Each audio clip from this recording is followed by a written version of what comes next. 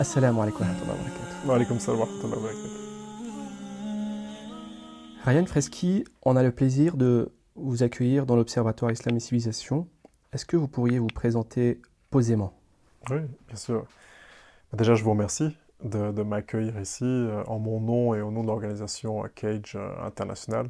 Donc, je suis juriste et chercheur au sein de l'organisation Cage, qui est une organisation qui est basée à Londres et donc qui lutte contre l'islamophobie mondiale.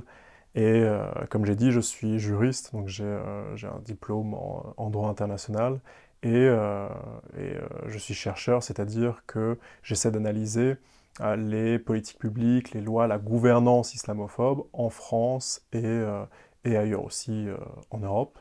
Je suis musulman depuis que j'ai 24 ans et alhamdoulilah, et voilà, tout simplement. Qu'est-ce que Cage International exactement? Parce qu'on connaît sûrement un peu plus le CCIF en France et environ, qui a été dissous, mais aussi le CRI, Coordination contre le racisme et l'islamophobie. Mais on connaît beaucoup moins Cage, qui est une ONG à la base britannique. Qui êtes-vous? Oui, c'est une organisation qui a été fondée en 2003, quelques temps après les attaques en 2001 et quelques temps après l'invasion par l'OTAN de l'Afghanistan. Et elle a été fondée puisque à l'époque, le scandale de Guantanamo commençait donc à apparaître et l'idée fondamentale, l'idée fondatrice de cette organisation, c'était justement de mener un travail de recherche, presque d'exploration sur le camp de détention donc américain à Guantanamo, afin de comprendre ce qui s'y produisait, qui étaient les prisonniers, et d'essayer de faire ressortir donc les traitements inhumains dont on se doutait. On n'avait pas encore de preuves à l'époque, mais il y avait quelques photos qui étaient ressorties et qui laissaient suggérer que les détenus musulmans allaient évidemment être soumis à des actes de torture. Et donc les premières années étaient véritablement focalisées sur la question de Guantanamo, sur le camp de détention, et dans un premier temps, il s'agissait tout simplement de mettre en évidence qui étaient les prisonniers, puisqu'on ne savait même pas qui étaient, quels étaient les noms, quelle était l'identité donc des détenus à Guantanamo. Et dans un premier temps, le travail de recherche a été justement un travail d'identification, et qui a porté ses fruits, puisqu'après quelques années, l'organisation a pu publier une liste des noms des détenus qui étaient donc enfermés et qui étaient soumis à des actes de torture terribles. La première, disons, victoire de l'organisation, c'est lorsqu'en 2006, le Washington Post avait publié justement cette liste et avait cité l'organisation Cage. Ils avaient repris la liste que Cage avait dressée. Donc dans un premier temps, la focale était posée sur Guantanamo, mais très rapidement, mes collègues se sont rendus compte que finalement, ce qui se produisait à Guantanamo, l'esprit de Guantanamo commençait à se répandre ailleurs, y compris en Occident, donc y compris en Grande-Bretagne et aux États-Unis. Et ils se sont rendus compte que des politiques publiques qui visaient les musulmans, inspirées comment dirais-je, de l'esprit de Guantanamo, on verra un peu plus tard, de ce qu'on appelle la guerre contre la terreur, commençait à être appliquée donc en Grande-Bretagne. Il était nécessaire donc de déplacer la focale. Il s'agissait plus simplement de travailler sur Guantanamo. Le travail sur Guantanamo a continué, mais il s'agissait surtout d'élargir l'étendue donc de la recherche et du travail de sensibilisation aux politiques publiques qui visaient les musulmans en Grande-Bretagne et ailleurs. Et petit à petit, donc, le travail s'est développé. Il y a toute une série de lois et de politiques publiques qui ont été analysées par mes collègues dans les 10-15 dernières années. Et à la suite de cette seconde phase donc, de recherche, il est apparu clair qu'il était nécessaire, pour toute une série de raisons que j'étairai un peu plus tard, qu'il fallait aussi s'investir dans d'autres pays occidentaux, pas simplement la Grande-Bretagne, pas simplement les États-Unis, mais aussi ailleurs. Ah, alors justement, hein, on va y revenir. Sur votre site web, j'ai vu que vous étiez présent dans 22 pays. C'est réel? Et Tout à quelles fait. sont vos actions dans ces pays? Tout à fait, tout à fait. Alors, par présence, il s'agit de dire qu'il y a dans chacun des pays qui sont mentionnés, à minima, une personne qui fait de la recherche et qui produit un briefing, c'est-à-dire un document synthétisant l'actualité de l'islamophobie étatique dans ce pays. En Suisse, par exemple, nous avons un partenaire qui travaille et tous les 2 mois à peu près, qui va publier donc un briefing sur l'islamophobie étatique en Suisse et dans tous les autres pays qui sont mentionnés sur le site web. La présence peut varier, disons, en intensité. Parfois, il peut y avoir un peu plus de personnes qui sont présentes, mais fondamentalement, il s'agit à minima de documenter l'islamophobie étatique dans les États qui sont mentionnés. Et en France, quelles sont vos activités? Est-ce que vous avez déjà défendu des causes des personnes victimes d'injustice et d'islamophobie? Alors, pour répondre à cette question, il faut déjà comprendre pourquoi nous sommes présents en France. Et il faut faire un historique assez succinct. Je suis revenu grosso modo, sur les 2 premières décennies de l'organisation CAGE. Et finalement, pourquoi est-ce que l'organisation a décidé de s'investir en France? Eh bien, elle s'investit lorsqu'elle est témoin en 2020, comme nous tous, de toute une série de dissolutions qui ont lieu en France, la dissolution du CCIF, la dissolution du CRI, la dissolution des éditions Nawa, la dissolution de Baraka City, par exemple. Il y a une prise de conscience que la répression islamophobe en France est en train de se déployer et que son intensité est en train d'atteindre des cimes tout à fait inédites. Et par conséquent, qu'il est nécessaire de s'investir afin d'essayer premièrement, d'exprimer la solidarité de musulmans activistes britanniques envers les musulmans français et de donner un coup de main, de soutenir donc l'effort de résistance en France, puisque, comme je l'ai mentionné, la répression a atteint des cimes tout à fait nouvelles. J'ai parlé des dissolutions, mais on pourrait aller encore plus loin. Le premier événement de l'organisation en France, ça a été la parution justement de notre rapport en 2022, où nous avons analysé la politique en fait publique principale qui est appliquée en France et qui vise les musulmans, ce qu'on appelle l'entrave systématique, et qui a entraîné le contrôle, j'ai envie de dire, la persécution de plusieurs dizaines de milliers de structures uniquement parce qu'elles étaient gérées par des musulmans, et la fermeture de plus d'1 millier d'établissements, la prise en main de quelque chose comme 50 millions d'euros envers la société civile 50 millions d'euros? Oui, tout à fait. En fait, on s'est rendu compte que les fondations de la société civile musulmane en France étaient en train d'être détruites à cause de l'action de l'État. Le rapport est présent sur votre site? Tout à fait. Il est disponible. Nous l'avons publié en mars 2022. Mais avant de revenir plus au contexte français, j'ai un peu suivi vos interviews et articles de recherche qui sont très intéressants. Et je vous ai souvent entendu dénoncer la guerre contre la terreur. C'est quoi exactement la guerre contre la terreur? Oui, c'est une expression qu'il est central de maîtriser, puisque ce qu'on appelle la guerre contre la terreur, c'est une expression qui a été employée par l'administration américaine à la suite du 11 septembre, et c'est une guerre finalement véritablement globale qui est menée à l'encontre de l'islam et des musulmans. D'accord ? Il faut comprendre que cet acharnement à l'encontre de l'islam et des musulmans existait avant les attentats de 2001, mais il est évident que les attentats de 2001 ont catalysé une réponse menée par les Américains et qui est qui a atteint, si vous voulez, une intensité tout à fait inédite, puisque dans un premier temps, elle se déploie à travers des guerres classiques, évidemment en Afghanistan et en Irak, donc de véritables invasions militaires. J'ai parlé d'invasion de l'Afghanistan et de l'Irak, on pourrait parler aussi de la Somalie, on l'oublie parfois, qui a été particulièrement touchée. George Bush avait utilisé le terme de croisade. Tout à fait, tout à fait. C'est pas n'importe quel mot. Exactement, puisqu'il a une spécificité islamophobe. Et là, on parle de guerre militaire, Tout à fait. mais la guerre contre la terreur, est-ce qu'elle se propage à d'autres domaines que le côté Tout militaire? à fait, tout à fait. Il y a à la fois des guerres classiques de type militaire et des guerres, alors nous reprenons en anglais le terme c'est Cold War, c'est-à-dire guerres froides, si vous voulez, qui sont menées en Occident contre les communautés musulmanes. Donc il ne s'agit pas évidemment de guerre militaire à proprement parler, mais de politique publique, d'une législation finalement, d'un mode de gouvernance qui vise les musulmans spécifiquement et qui cherche à criminaliser leurs paroles, puisque leurs paroles, leur comportement, leur islam, est perçu comme une source d'instabilité et de danger imminent. C'est une nouvelle chasse aux sorcières. Tout à fait, qui a presque plus de 20 ans, mais tout à fait, c'est une chasse assez terrible.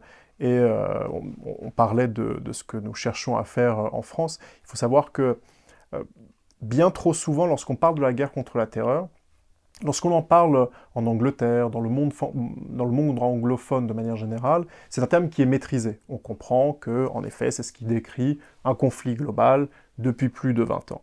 Lorsqu'on arrive en France, l'expression est peu connue, et puis on imagine, il y a toujours cette idée que finalement la France a cette spécificité à la fois stratégique, à la fois culturelle, qui la fait sortir du champ de l'ordre libéral, finalement. Ce qui est tout à fait faux. C'est une manière qui est, je ne sais pas comment le dire autrement, mais évidemment, la France fait partie de cet ordre et elle est particulièrement investie dans cette guerre contre la terreur. Parfois, une des raisons pour laquelle on la sort de ce champ, c'est parce qu'on dit que finalement la France n'est pas intervenue en Irak. Certes, mais elle est intervenue en Afghanistan et elle met en place des politiques publiques islamophobes draconiennes depuis plus de 20 ans. Mais pour revenir à nos actions, il y a, je crois, une affaire qui est symbolique de la guerre contre la terreur à la française, et c'est l'affaire Kamel Daoudi. Kamel Daoudi est un frère qui, je crois que c'est en 2001, avant les attentats, part en Afghanistan pour essayer de développer sa foi et pour essayer de comprendre sa généalogie spirituelle de manière je dirais, plus approfondie. D'accord ? Il est parfaitement étranger à tout projet de violence politique, mais une fois qu'il revient en Occident, je ne reviens pas sur tous les détails, mais une fois qu'il revient, évidemment, le 11 septembre se produit, et il vient de rentrer d'Afghanistan. Là, le même État qui est sur le point de se faire envahir. Et c'est ce voyage, et uniquement ce voyage, qui va entraîner ce que moi je décris comme une persécution perpétuelle à son encontre, puisqu'il sera, dans un premier temps, condamné sur des charges dites terroristes, très vagues et surtout pas du tout fondées. Il n'y a pas de preuve. Rien du tout, puisqu'il n'y a rien. Je vais même plus loin. Les quelques éléments qui ont été utilisés pour le condamner sont des éléments qui ont été soutirés à une personne pendant des actes de torture. Une personne était en train de se faire torturer, on lui a soutiré certains éléments qui évidemment étaient faux, puisque sous la torture, on dit ce que le tortionnaire veut entendre pour faire cesser la douleur. Évidemment. On a repris ces éléments et on les a utilisés pour le condamner. 6 ans et demi donc de détention pour Kamel, qui est condamné, une déchéance de nationalité, et en 2008, depuis 2008, une assignation à résidence en France, qui continue jusqu'à aujourd'hui, et une assignation qui se couple à une exigence de signer donc au commissariat local quotidiennement de 2 à 4 fois par jour. Donc vous imaginez l'enfer interminable qu'il connaît. Et c'est évidemment, je dirais, c'est l'affaire symbolique de la guerre contre la terreur à la française. Et je souhaitais le mentionner ici parce que c'est quelqu'un que je connais, qu'on connaît encore peu, je pense, en France, notamment dans la communauté musulmane. Mais c'est un frère qui fait preuve d'un courage et d'une résilience tout à fait exceptionnelle. C'est un frère qui a une très grande intelligence, qui a publié un livre il y a quelques années justement qui relate son expérience. Et je pense souvent au fait que l'épreuve affine, l'épreuve révèle ce qu'il y a de bon en nous. Et les épreuves les plus terribles sont pour les personnes qui sont les plus aimées d'Al Gel. Je ne doute pas qu'il est très proche de lui, et j'aimerais par conséquent qu'il soit aussi un peu plus proche de nous. Mais comment ça se fait qu'on n'en parle pas beaucoup, qu'on donne pas beaucoup d'importance à ce genre d'injustice dans la communauté? Je dirais Et que... aussi chez les non-musulmans, Oui, bien qui sûr, sont normalement bien censés sûr, bien sûr. aimer la justice et pencher vers la justice. Ouais. Bien sûr, bien sûr.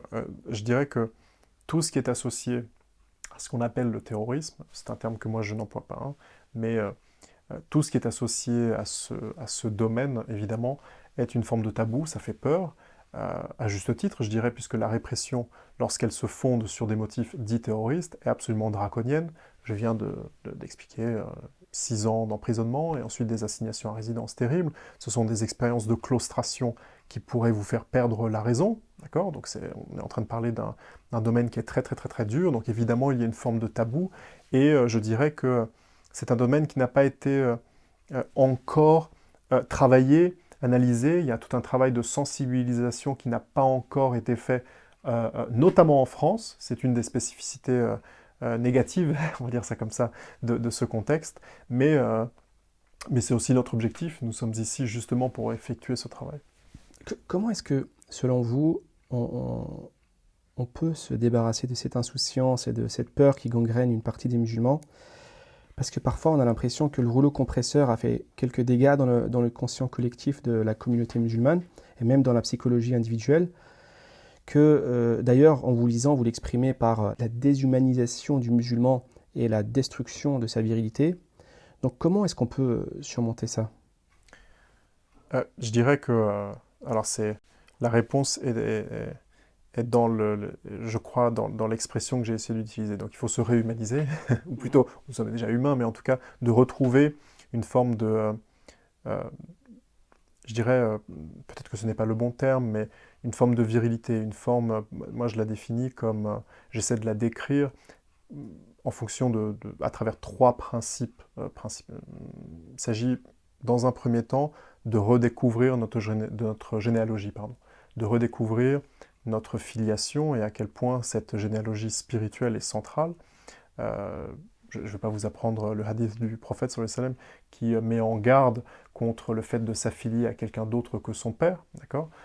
L'idée de retrouver un amour et un attachement pour plus que nos racines, vraiment notre généalogie spirituelle, et par ça j'entends un amour de notre histoire, de nos pères en fait, hein, de nos pères, de ceux qui nous ont précédés, et de trouver une inspiration dans leur modèle.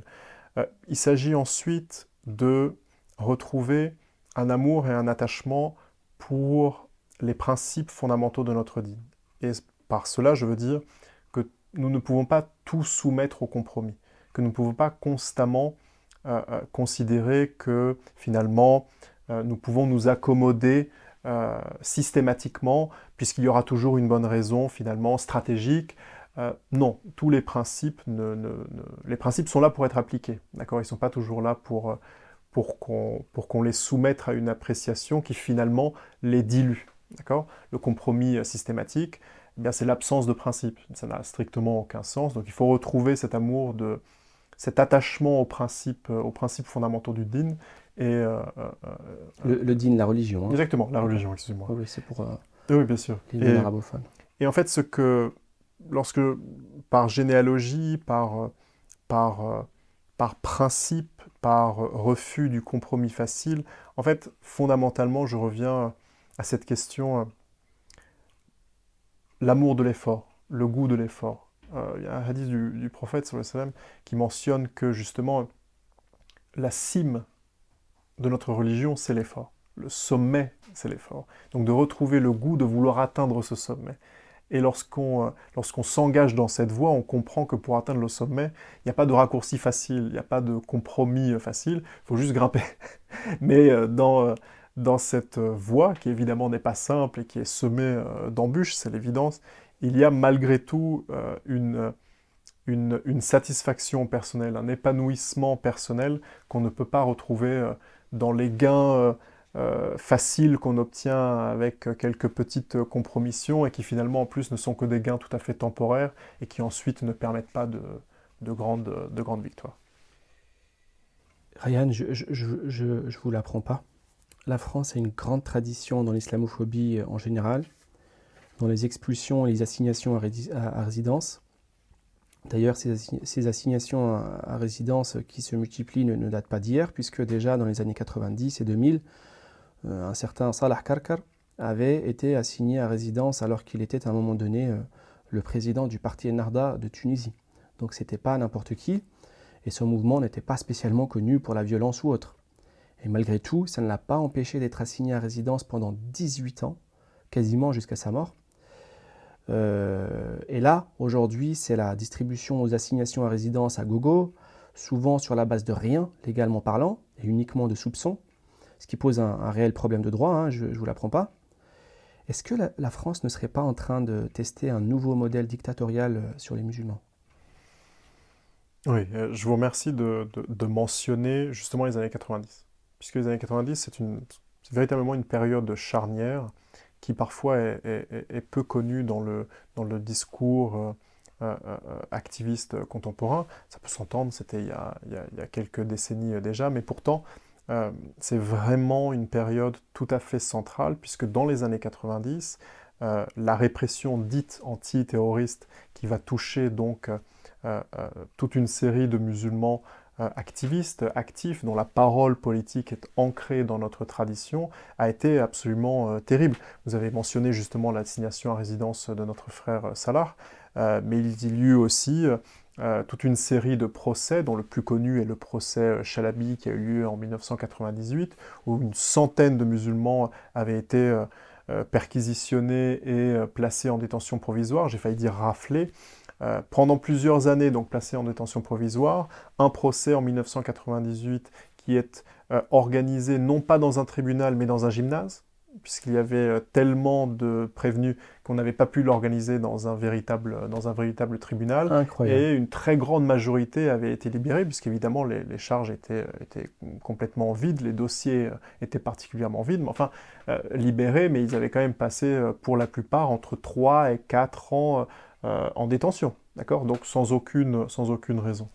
Donc cette période est absolument charnière puisque c'est une énième spécificité, pas forcément positive, du contexte français. Alors je dirais, moi je ne parle pas forcément de régime dictatorial, je parle de régime islamophobe et je parle de persécution. C'est-à-dire que on réalise que à travers donc, les mesures administratives que vous avez mentionnées, mais aussi à travers l'acharnement à l'encontre de la société civile musulmane, l'acharnement à l'encontre de n'importe quel type d'établissement. Quand je dis établissement, il ne faut pas penser mosquée ou école, c'est aussi des restaurants, c'est aussi des entreprises. Simplement parce qu'elles sont gérées par des musulmans, elles sont soumises à un contrôle étatique absolument terrible qui, in fine, entraîne bien souvent leur fermeture ou la confiscation de certains de leurs avoirs. Donc, je dirais que... Des restaurants ? Bien sûr, il y a eu des exemples de bars à chicha. Alors vous imaginez, ah oui. Même des bars à chicha ou des snack bars qui ont été visés par la politique publique française, ce qui est assez délirant. Mais ça démontre encore une fois le caractère persécutoire. C'est-à-dire qu'il n'y a pas véritablement de critères, ou plutôt si, il n'y en a qu'un seul, c'est l'appartenance réelle ou supposée à l'islam. Et je vous donne un autre exemple d'injustice flagrante sur laquelle nous sommes en train de travailler, d'ailleurs nous travaillons depuis plusieurs années. Il y a quelques minutes de cela, je parlais des motifs qui avaient encouragé Cage à intervenir en France, et j'ai parlé des dissolutions. Il faut savoir que pendant la même période, il y a eu aussi la mise en détention provisoire d'un activiste musulman connu, pro-palestinien très connu, Abdelhakim Sefrioui, qui demeure encore aujourd'hui en détention provisoire et qui avait été accusé donc de complicité dans le meurtre de Samuel Paty. Alors il faut quand même se rendre compte qu'aujourd'hui il est établi par l'enquête judiciaire qu'il n'y a strictement eu aucun lien entre lui et les meurtriers, strictement aucun, c'est ce qu'avance l'enquête, et c'est ce qui a été avancé aussi par son équipe de défense il y a quelques mois lors d'une conférence de presse. Il est malgré tout encore détenu en détention provisoire, ça fait bientôt 3 ans, et il va être soumis à procès à la fin de cette année. Imaginez que c'est un homme qui a plus de 60 ans, qui a un long historique dans l'activisme musulman, notamment l'activisme pro-palestinien, et qui risque, malgré l'absence de preuves, qui va risquer 30 ans d'emprisonnement. Et dont on sait, vu le contexte islamophobe aujourd'hui, que le risque est très sérieux, quand bien même le dossier juridique soit complètement vide. Donc nous sommes dans un contexte persécutoire, particulièrement intense, et dont les conséquences peuvent être parfois dramatiques. Vous avez des exemples concrets, d'autres exemples, ou en tout cas des exemples concrets de certaines pratiques contraires à la loi qui ont visé des musulmans, des pratiques où on a carrément mis la loi de côté pour s'acharner contre des individus? Alors je dirais que, avant de répondre à la question, je souhaite rappeler que le droit n'est pas en soi, disons, un moyen qui va nécessairement nous apporter la justice. Le droit, c'est, je le rappelle, un outil qui est modelé par le pouvoir.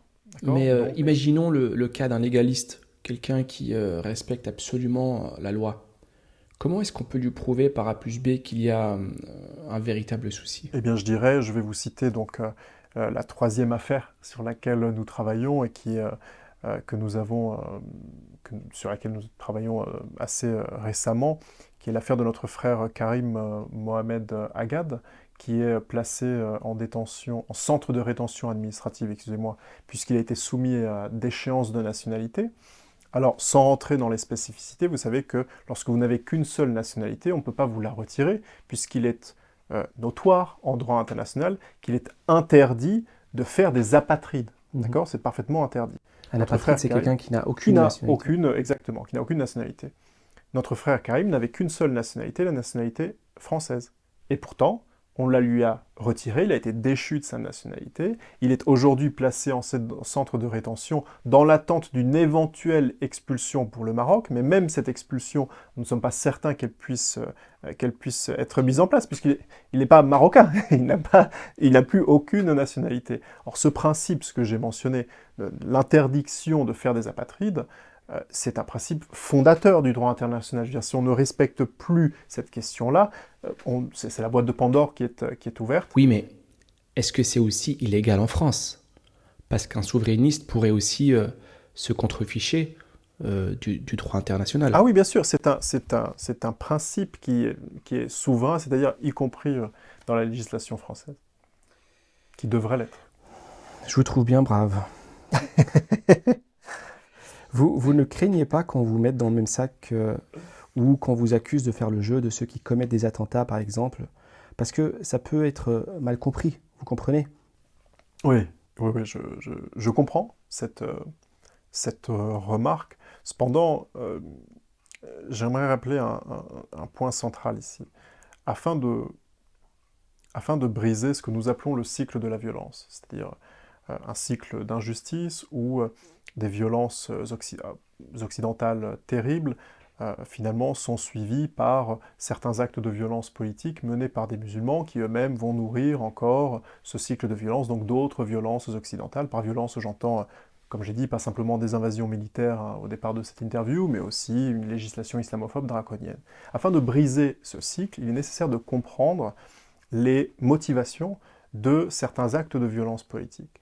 Comprendre la violence politique, ce n'est pas l'excuser, c'est la comprendre. C'est comprendre quels sont les ressorts, les mécanismes qui ont fait qu'elle est devenue possible.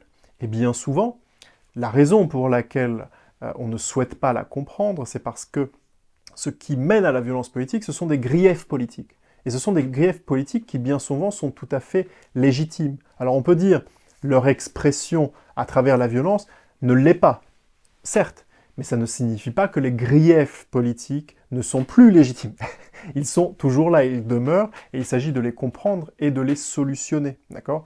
Pour revenir à un événement récent, nous sommes en pleine guerre génocidaire en Palestine occupée. Pourquoi le 7 octobre? Alors, il y a deux solutions. On peut dire parce que les musulmans, notamment lorsque leur parole politique est ancrée dans leur tradition, sont nécessairement inhumains, sont nécessairement des barbares, et c'est ça l'explication du 7 octobre. Ou alors, on essaie de replacer l'ensemble, de comprendre le contexte politique, de prendre un peu de recul et de voir le cadre dans son ensemble, et alors on peut comprendre pourquoi le 7 octobre s'est produit. Pourquoi est-ce que la résistance palestinienne a choisi ce moyen d'action pour essayer d'atteindre cet objectif. Alors moi, je ne viens pas dire ce qu'ils auraient dû faire, ce qu'ils n'auraient pas dû faire, ce n'est pas la question, mais la violence est en réalité elle est rarement gratuite. Et parce qu'elle est grave, il faut toujours essayer de la comprendre pour la solutionner, justement. On ne solutionne pas la violence en évitant de comprendre ce qui a mené à la violence. Il faut toujours essayer de comprendre. C'est intéressant parce que, entre nous, est-ce que c'est pas un peu chaud que de faire un lien entre la lutte contre l'islamophobie en France, par exemple, et Guantanamo, qui est un mot-clé et un peu tabou, comme vous aviez cité tout à l'heure, ou la Palestine, Gaza, comme vous avez cité maintenant. Ou est-ce que vous pensez que c'est vraiment nécessaire parce qu'il y a réellement une corrélation directe qu'on ne peut plus nier et continuer à faire l'autruche? Tout à fait. Donc, est-ce que cette vision globale de l'islamophobie est réellement nécessaire dans la lutte de notre contexte? Bien sûr, à mon sens, elle est essentielle. Puisque, afin de comprendre ce que nous vivons ici, il faut comprendre ce qui se produit partout. À minimum, avec un certain... J'exige pas un degré de connaissance incroyablement fin, mais simplement comprendre que nous sommes dans un contexte de guerre contre l'islam et les musulmans, depuis plusieurs décennies. Et Guantanamo, la raison pour laquelle nous faisons le lien, c'est parce que c'est un symbole. C'est peut-être l'un des premiers grands scandales de la guerre contre la terreur, et parce que c'est un symbole, comme tout symbole, on y trouve un esprit. Et cet esprit, on va le retrouver aussi en France. J'ai dit esprit, pas dans la matérialité, mais l'esprit, c'est-à-dire la volonté de cibler des hommes musulmans. Parce qu'ils sont musulmans et uniquement parce qu'ils sont musulmans. La volonté de mettre en place des systèmes de claustration, d'enfermement, à la fois physique, mais aussi psychologique, mais aussi intérieure. Je rappelle qu'en France, par exemple, l'une des difficultés psychologiques que les musulmans rencontrent, c'est l'autocensure. On est tellement soumis à une pression incroyablement intense que finalement, nous-mêmes, nous sommes soumis à une forme de claustration. Nous-mêmes, on se dit, bon, vaut mieux pas trop parler. Peut-être que ça va forcément créer des difficultés. Bien ça, c'est une conséquence de la guerre contre la terreur dans le monde. Et cet esprit, on le retrouve aussi à Guantanamo, qui s'est exprimé, à l'évidence, différemment et de manière bien plus tragique. Mais cet esprit, c'est le même. Cet esprit, c'est le même et c'est celui de la guerre contre la terreur. Et quand on comprend la vision d'ensemble, alors nos actions ici peuvent être plus efficaces, puisqu'on peut comprendre que, si je prends le cas de la France aujourd'hui, eh bien on se rend compte que la France aujourd'hui, depuis quelques années, est le véritable épicentre de l'islamophobie occidentale. C'est plus les États-Unis, c'est plus la Grande-Bretagne, c'est véritablement ici que ça se joue. Et alors nous comprenons en tant que musulmans français la nécessité impérieuse de se battre ici, puisque si nous gagnons ici, alors nous pouvons éviter la propagation de l'islamophobie française à d'autres États européens. Vous voyez ? Mais si on ne voit pas la vision d'ensemble, finalement, bon, c'est peut-être quelques lois, on va continuer de lutter, peut-être que certains d'entre nous vont partir, qui aux Émirats Arabes Unis, qui retournera en Afrique du Nord, et puis ça s'arrête là. Mais nous devons avoir il y a une exigence de comprendre le contexte global, puisque je rappelle que nous sommes une Ummah, pas 4, 5, 6, 152, une. Et tout ce qui affecte la Ummah, quel que soit, la Ummah est un corps. Si on nous touche, si la main est touchée, on ressent la douleur dans tout le corps. D'accord ? Donc il y a une nécessité morale, et la nécessité morale, comme toujours en islam, elle est associée à une nécessité qui est stratégique. Les deux ne sont pas dissociés. Alors, juste pas aux Émirats Arabes Unis. De grâce. Peut-être pas, s'il vous plaît, allez ailleurs. La terre Centres commerciaux, d'accord, mais bon. La terre d'Allah est assez grande. Exactement. Trouver un endroit paisible. Ailleurs. Ryan, selon vous, quelles sont les perspectives de la lutte contre le racisme et l'islamophobie en France à long terme ? Qu'est-ce qu'est-ce que vous voyez à l'horizon? Alors, j'ai envie de citer un ami, un frère activiste qui dit « Tout ce qu'on peut prévoir, c'est la lutte ». Tout ce qu'on peut prévoir, Ah, c'est la c'est joli lutte. ça. C'est pas mal. Ouais. Tout ce qu'on peut prévoir, c'est ce dont je parlais, l'effort pour atteindre la cime. C'est toujours ça. Ça, on peut évidemment le prévoir. Je peux dire aussi que, évidemment, je m'attends à ce que l'intensité de l'islamophobie, notamment en France, continue de croître. Je pense que c'est une projection assez raisonnable. Je m'attends à ce que dans les 2-3 prochaines années, une nouvelle loi soit adoptée. Nous verrons on verra un peu quelle est sa substance, mais je pense qu'une nouvelle loi va évidemment arriver. Mais ça, à la limite, j'ai envie de dire, comment dirais-je, on est en France, à chaque mandat, il y a une nouvelle loi islamophobe, on aura toujours des défis à relever. Et puis je pense souvent à une observation, à une méditation de Cheikh Ben Badis, qui écrivait et qui disait que tout système qui n'était pas ancré dans la révélation divine, nécessairement, était constamment tenté par, alors c'était traduit en français par, on va dire, l'autoritarisme, c'est-à-dire l'idée que finalement, on se distancie de toute forme d'état de droit, de toute forme de justice basique, pour finalement tomber dans ce qu'on appelle le fait du prince, c'est-à-dire des mesures arbitraires particulièrement injustes et intrusives, et donc islamophobes. Nous sommes dans un système qui n'est pas ancré dans la tradition islamique, me semble-t-il, et par conséquent cette tentation existe. Nous sommes dans un contexte de guerre contre la terreur qui est mondial, cette tentation est décuplée, et plus que tentation, elle se matérialise depuis plusieurs années. Je ne vais pas revenir sur toutes les lois islamophobes, la loi de 2004, il y a à peine quelques jours, on a célébré un triste anniversaire, c'est 20 ans. La loi de 2010 qui interdit le niqab, toutes les lois dites antiterroristes, l'état d'urgence qui a été normalisé, la loi antiséparatisme évidemment, l'entrave systématique que j'ai mentionnée. On ne peut prévoir que leur injustice, et si on peut prévoir leur injustice, évidemment on peut prévoir qu'il y aura des forces de lumière qui s'y opposeront, Inch'Allah. Donc à l'horizon, la lutte. La lutte. Toujours la lutte. Alors, concernant l'affaire du jeune Naël qui a été tué par un policier, on a remarqué que plusieurs influenceurs musulmans n'ont pas saisi l'évolution des lois islamophobes dans leur globalité qu'il y a eu ces dernières années, et on les a entendus dénoncer tous azimuts le comportement non islamique de certains jeunes de banlieue, un comportement évidemment intolérable, en criant sur les réseaux sociaux, entre autres, que l'islam est intransigeant avec les voyous et qui réserve les punitions les plus sévères à leur encontre. Très bien. Et donc, ces influenceurs se sont précipités à juger les choses de cet angle-là, de ce point de vue précis, mais ils n'ont pas l'air de comprendre qu'en réalité, ces durcissements de loi vont tous dans la même direction, une direction plus qu'islamophobe, et que ces mêmes lois qui ont permis aux gendarmes de tirer lâchement sur Naël, eh ben, elles font partie du même corpus de lois et du même package qui a été élaboré contre la communauté musulmane dans son ensemble et qui a entre autres permis de fermer des mosquées, des associations et autres, par exemple.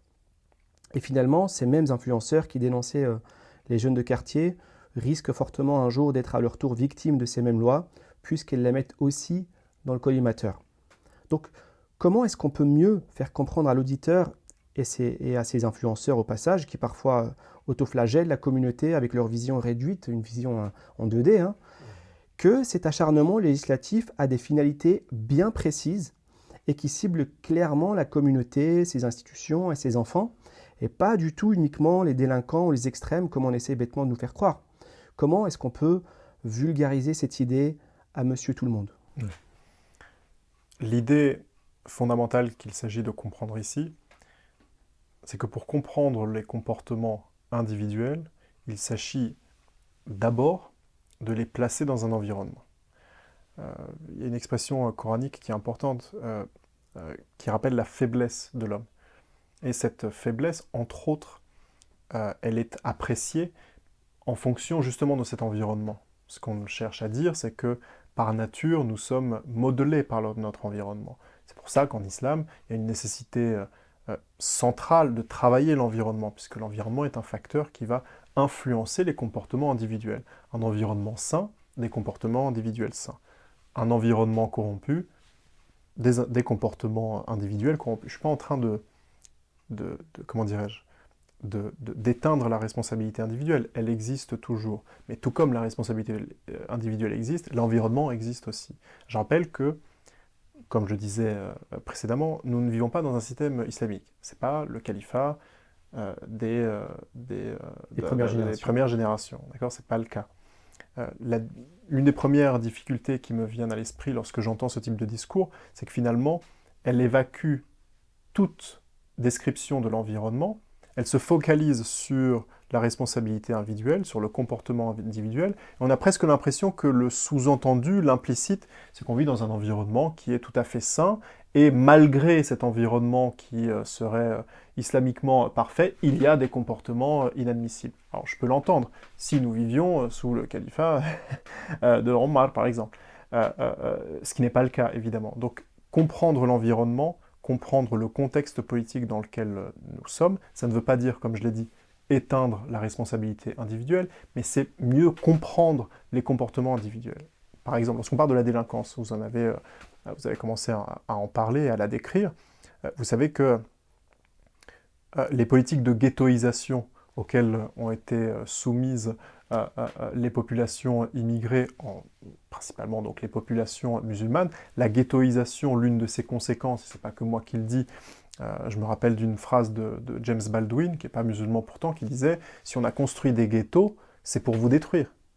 On souhaite vous détruire. C'est pour ça qu'on a mis en place des ghettos, qu'on n'a pas construit un bel environnement pour vous. » D'accord ? Donc l'environnement qui n'a pas été fondé par des musulmans, mais par un système qui ne nous vaut pas nécessairement du bien, évidemment, va avoir des conséquences sur nos comportements individuels. Donc il faut, dans un premier temps, comprendre ce contexte un peu plus large, et par conséquent, je peux entendre qu'il est nécessaire, qu'il est plus que nécessaire même, de faire un travail dit de da'wah, disons, c'est-à-dire de réformer donc les comportements individuels, mais je rappelle que la da'wah s'associe toujours à l'islah. Il faut aussi travailler, c'est-à-dire l'environnement. Exactement, c'est-à-dire travailler cet environnement. Les deux vont de pair. On ne saurait avancer dans un champ sans avancer dans l'autre. C'est absolument impossible et ça n'a juste aucun sens. Donc je dirais que oui, il faut développer cette connaissance du contexte et, entre autres, connaître la guerre contre la terreur, connaître les lois islamophobes. Je dirais qu'en France, c'est peut-être le contexte où c'est le plus simple, puisque nous avons des preuves, des conséquences spécifiques, je dirais spécifiquement islamophobes, de ce qui est mis en place par les politiques. C'est-à-dire qu'on ne vise pas les écoles religieuses de manière générale, on vise les écoles musulmanes en ce moment, les écoles musulmanes privées qui se font clôturer une à une. Donc ça, c'est une preuve que ces lois, elles visent spécifiquement des musulmans de la société exactement, en particulier. Exactement. Je rappelle que la plupart des fermetures, que ce soit d'associations, de mosquées, d'écoles, se fondent toujours sur des justifications légales artificielles, toujours indirectes. C'est pas moi qui le dis, c'est les responsables français parlent d'un système Al Capone. Vous savez, Al Capone avait été arrêté non pas parce qu'il avait été, on n'avait pas trouvé de preuves sur son activité criminelle, mais on l'avait arrêté parce qu'il ne payait pas ses amendes. On a dit, bon, on peut pas, ok, on sait très bien que c'est un très grand criminel, mais on n'a rien dessus, mais c'est pas grave, on va quand même le toucher, parce qu'on va, on va l'avoir pour les amendes qu'il n'a pas payées. Système indirect. Alors, nous ne sommes pas de grands criminels, donc l'analogie tient jusqu'à un certain point, mais cette idée, justement, de dire que lorsqu'on met en place un procédé artificiel et indirect, c'est parce qu'on cherche à cibler quelqu'un spécifiquement. On pourrait faire fermer une école catholique parce qu'elle ne respecte pas une des très nombreuses exigences d'hygiène ou de sécurité. Pourtant, ça ne se produit pas. Mais ça se produit avec les écoles musulmanes. C'est la démonstration qu'il y a un traitement différencié et donc il y a une volonté spécifique de cibler les musulmans. Et la loi qui a permis aux policiers de tirer, elle fait partie de ce package, elle fait partie de cette tension. Parce que quelqu'un d'autre pourrait dire non, mais c'est une loi qui peut s'appliquer un peu à tout le monde. Du tout. Il est nécessaire de se rappeler là aussi quand je parle de comprendre le contexte, la police en France, rappelez-vous que la BAC, par exemple, les racines historiques de la BAC avant, c'était une police qui était attitrée spécifiquement aux populations maghrébines en France. Ah, ça c'est Et intéressant. oui, c'est ça la généalogie française, c'est ça qu'on ne connaît pas. Il y a une généalogie spécifique, évidemment coloniale, qui continue de jouer un rôle aujourd'hui, qui continue de rayonner dans le temps. Et l'une des raisons pour lesquelles on met en place un traitement policier aussi brutal dans nos quartiers, c'est parce qu'on cherche, encore une fois, à criminaliser et à assujettir, à domestiquer les musulmans spécifiquement, parce que les musulmans sont perçus, du fait de leur religion, quel que soit leur degré de pratique, comme un vecteur de dangerosité, comme une menace civilisationnelle, comme un danger imminent qu'il faut par conséquent prévenir. D'accord. Ryan, j'ai vu qu'on pouvait faire des dons sur votre site cage.ngo, qui veut dire ONG en anglais. Est-ce que ça permet aussi au développement de l'antenne française de votre ONG comment est-ce qu'on fait si on a envie de vous soutenir? Oui, bien évidemment, ça permet de soutenir le travail que nous effectuons en France et ailleurs dans le monde. Alors évidemment, c'est un des moyens de nous soutenir, c'est évidemment de faire des dons.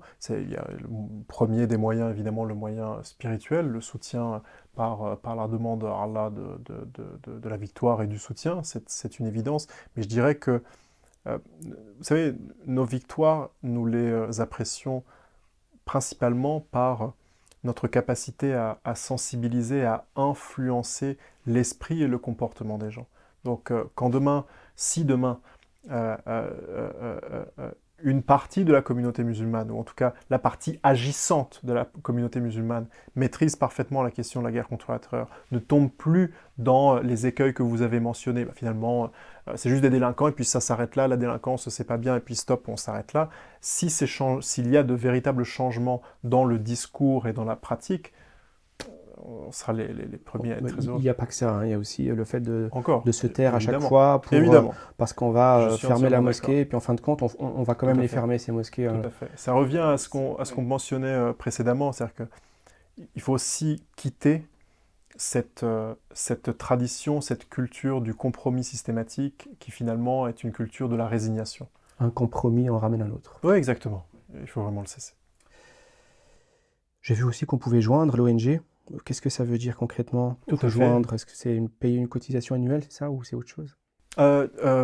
Oui, c'est-à-dire que vous pouvez effectuer des dons qui sont systématisés, donc mensuels ou au niveau annuel, mais si jamais, on a un numéro de téléphone et on a une équipe qui travaille, mais principalement en Grande-Bretagne, parfois aussi à l'international sur des affaires de personnes qui sont visées donc par des législations islamophobes. Nous développons aussi ce travail en France, hein, je l'ai mentionné avec les affaires que j'ai décrites, et oui.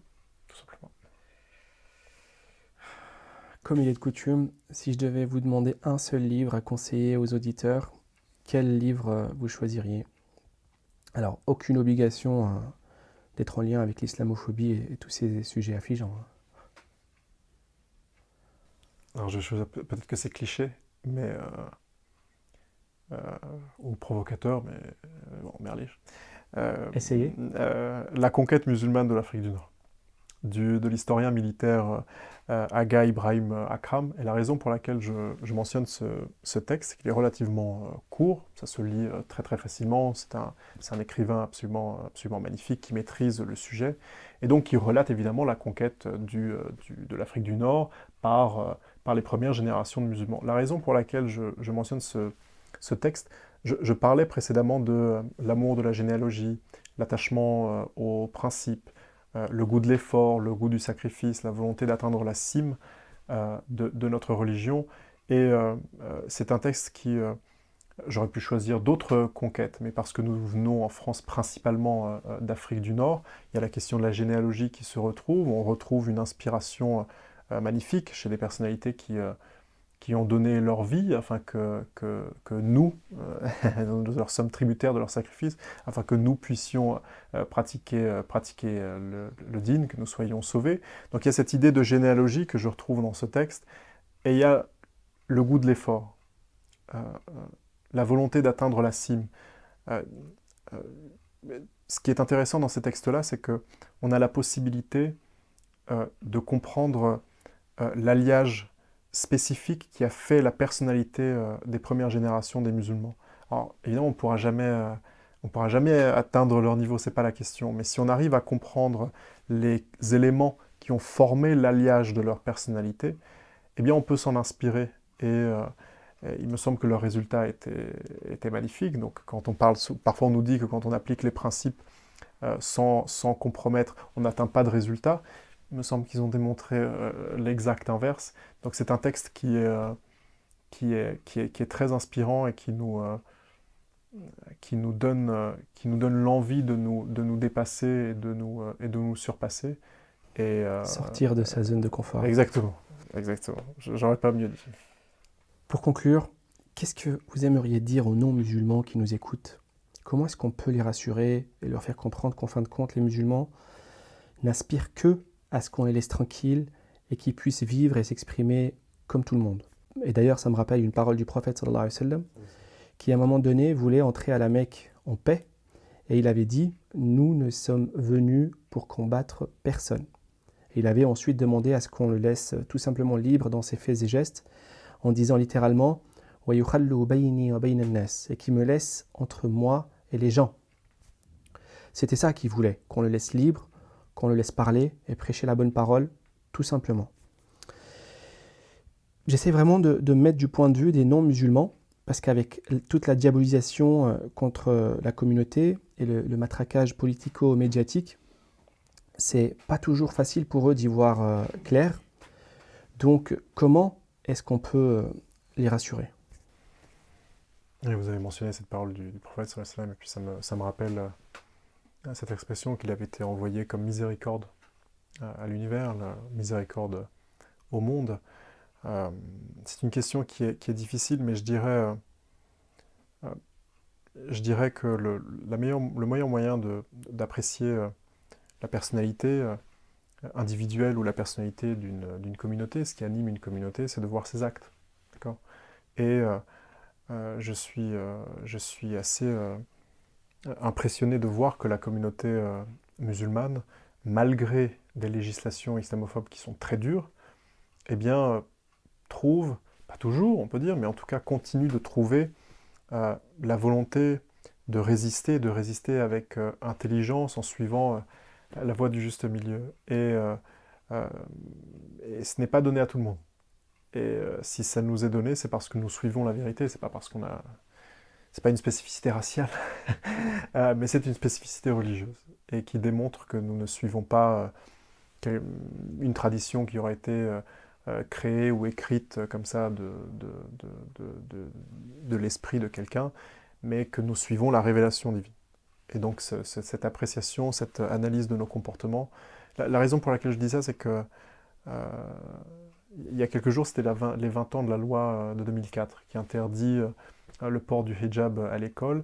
Et vous savez que, et le voile.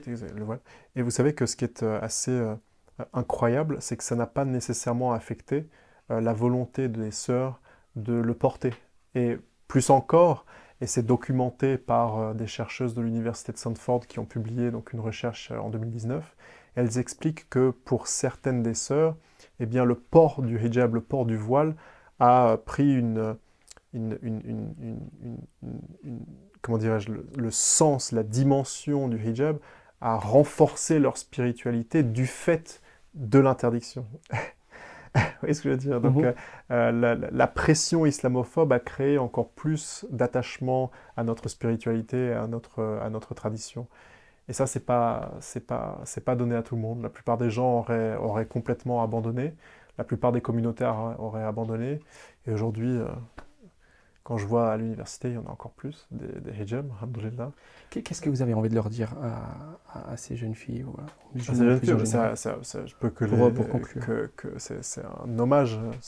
Je peux rien dire de plus que c'est magnifique. Nous savons à quel point, il y a quelques mois, la abaya a aussi été interdite, et nous savons à quel point ces interdictions sont intrusives, puisqu'elles visent aussi le corps de jeunes femmes qui sont mineures en plus.